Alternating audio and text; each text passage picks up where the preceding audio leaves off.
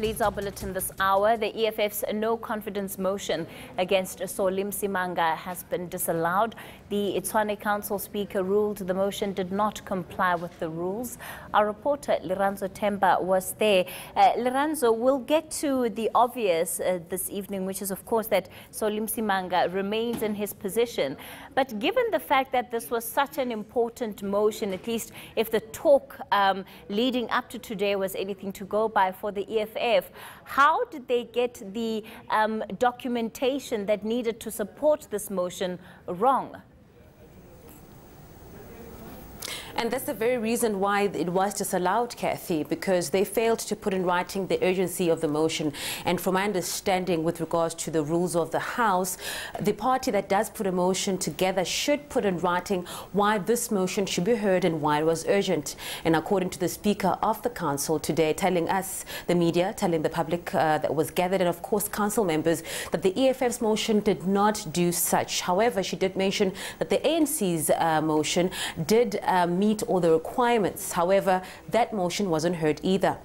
Why was the ANC's motion not heard?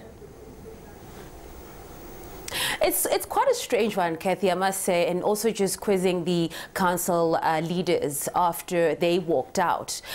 So what happened is that the EFF basically walked out just before lunch after their motion was disallowed by the Speaker, and vowing that they will not come back, therefore they will not come back to vote with the ANC. It's only when we came back after lunch, just roughly 5 minutes of talking, and when the ANC basically made it known that it will not be going ahead with its motion, and that's when we started to see council members from the party getting up from their seats and leaving. And of course we did ask with regards to why this was the plan, or what was the plan really. And of course the newly elected council member of the party, who is also the regional chairperson, Tshwane Mayor, saying that they feel that they could not just sit aside while injustice was being done to the EFF. So in essence, it seems the ANC withdrew, or rather did not go ahead with this motion of no confidence in solidarity with the EFF. They subsequently have said that they are going to be heading to court as well, joining the EFF with regards to seeing if the courts are going to be able to intervene in this procedural flaw that was found by the Speaker. So the ANC did not ditch its motion because it would not stand the test of time. It did it because it felt like the EFF was being shot down by the Speaker and they couldn't keep quiet. What was also quite interesting, Kathy, was Mayepa telling me that they've also received inside information from some DA members from the DA caucus, and this information was alluding to the fact that the Speaker was also going to shut down the ANC's motion of no confidence, and that's the reason why they felt they couldn't go ahead with it today. Liranzo, did the ANC's decision to not pursue the motion once it had been allowed by the Speaker have anything to do with the fact that the EFF did not return to the chamber after their initial walkout? Because, of course, that would also jeopardize the voting process and the votes that the ANC would have been relying on to actually have this motion passed. It was always a numbers game, wasn't it, Kathy?